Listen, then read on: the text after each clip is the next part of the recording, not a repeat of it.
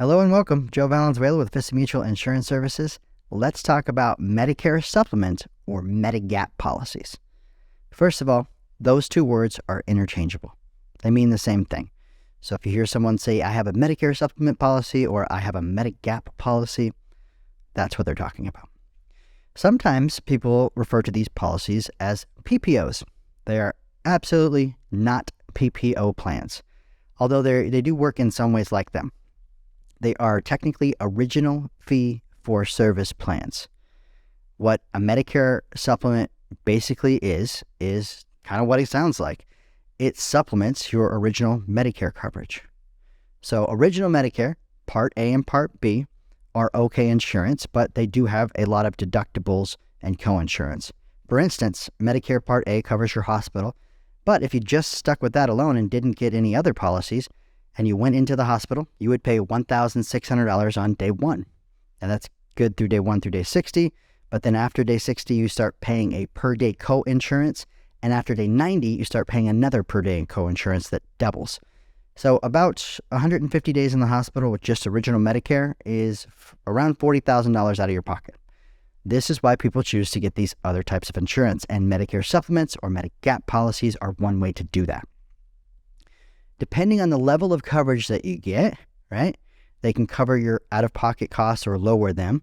They can cover your deductibles. They can do all that kind of stuff. So there also are some key benefits of Medicare supplement plans or Medigap plans. One is that they definitely lower your out-of-pocket costs, right? Because Medicare remains your primary insurance, it also has the largest network available under any Medicare type plan because it's national. It's anybody that accepts Medicare insurance nationwide. They're also guaranteed renewable. And what that means is that if you continue to pay the premium, they can't take that plan away from you. This is a good thing because there are some plans that, or used to be in the past with individual insurance that, depending on factors like your age or conditions, they could cancel your policy. That is not true here. Even if you move out of state, you can still keep the plan that you had in your current state. Now, we recommend that you look in your other state just to see if whether or not the premium is lower there because you could potentially get a lower premium for the same exact plan. And that's another thing here too. Medicare supplements are government standardized. So one company's F plan or G plan or N plan is the same as another company's F, G, or N plan in the medical benefits. So they have to cover the same things medically. They can add some additional things, ancillary benefits like dental, vision, hearing, and stuff like that too. But on the medical side, if a G plan from this company covers something, a G plan from this company will also cover something. Medicare has to cover it first in order for the supplement plan to kick in and cover it afterwards. Now, some plans also will have a foreign travel benefit. It just depends on the level of coverage that you want. So anywhere in the country you're covered. You don't need to get a referral to see a specialist too. That's why some people think they're PPOs when they're not. And you don't have to have a primary care physician, or you can have multiple primary care physicians. You could have one in Arizona and one in California, for instance, if you're a snowbird, and go back and forth. Now, these policies are great for people that travel a lot or that just want that open availability of going anywhere that accepts Medicare. But they are more expensive than Medicare Advantage policies. That's not what this video is about, but just to say they are more expensive usually. But they do have lower copayments as well. There are some eligibility requirements for Medigap policies. Now, you can be underwritten for these types of policies, but not during the first 6 months that you get your Medicare Part B or that you leave an employer or group plan. Okay? So within that time frame, you can get whatever policy that you choose. No company can deny you. But if you go outside of that, then you may be medically underwritten and can be possibly denied for this coverage. And of course, you also have to have Medicare Part A and Part B to be eligible to even think about enrolling into one of these plans. Now, there's a couple factors that you should consider when choosing which level of policy that you'd like to get. And the first one is your current and future healthcare needs. So it's kind of hard to find out what our future healthcare needs are going to be. I mean, I can tell you that as we age, our healthcare costs get more and more, not less and less. So we do know that. But you kind of want to look at your current situation. if you're going through treatments right now for something and you have a choice to get the highest possible coverage and go through that treatment without paying any copayments, you may want to choose that. If you're not doing anything right now, you may want to choose a lower form of coverage, knowing that still things can happen. So we want to have a good policy in place just in case a catastrophic event occurs. And most of these plans will do that for you. And you also want to consider your costs and your budget, right? So we don't want you to purchase something that you can't afford. Because yeah, you may have great insurance, but it could cause you harm in other ways, not being able to eat or live the way that you want. And the worst thing is to not be able to afford your insurance, stop paying it, and then the policy goes away and you have no insurance.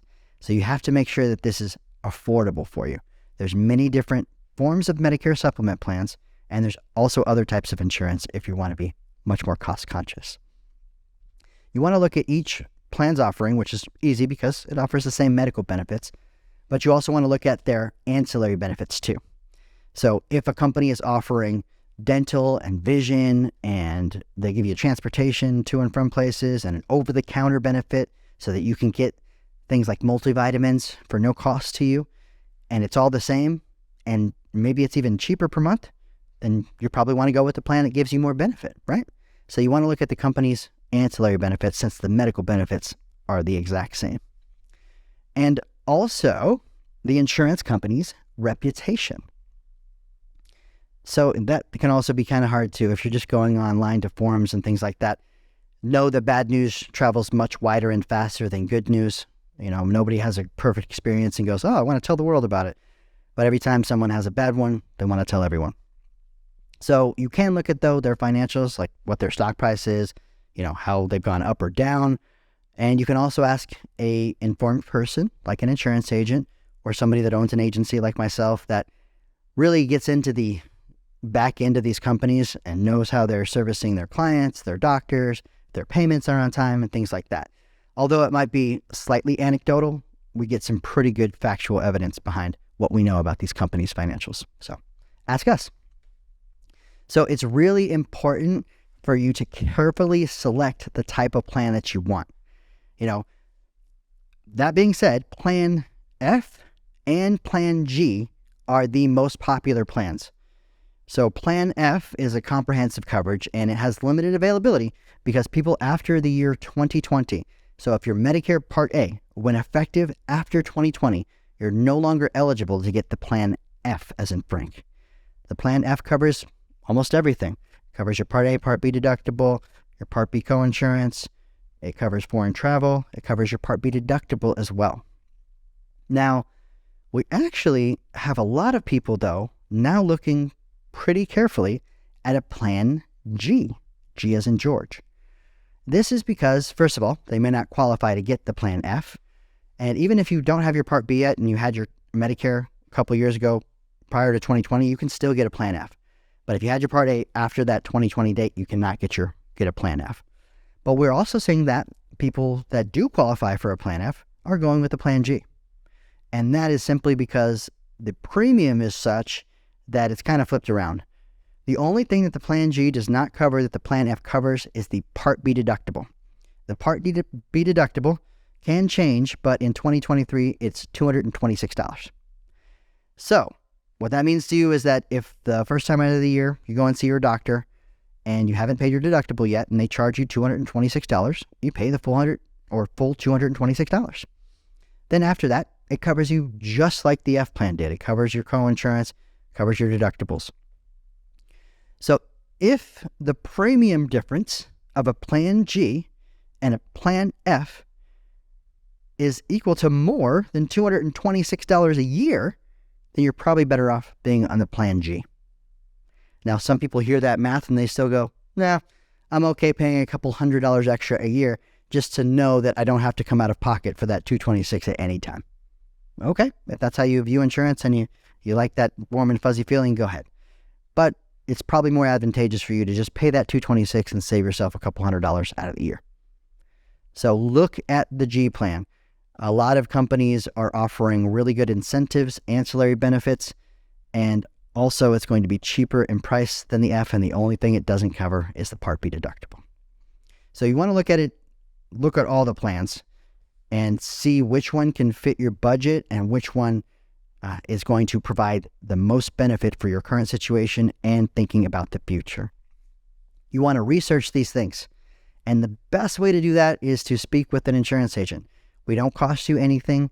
We have systems that can look up all the companies that we represent and show you exactly the premium difference, and it can be very wild. There's hundreds of dollars in premium difference sometimes between companies with the same exact plan and same benefits. So reach out to us. We can research those companies for you and give a comprehensive breakdown of all the differences between them and the costs between them. I'd also like to invite all of our viewers here to ask questions in the comment section. Please ask any question that you'd like, because we'd love to engage with you and see where you need more information about this topic, Medigap plans, Medicare supplements, or even just Medicare in general. So please like and share this video. Ask questions at the bottom. We'd love to engage with our followers. And I am Joe Valenzuela with Vista Mutual Insurance Services. Until next time, join us as we explore the wonderful world of Medicare.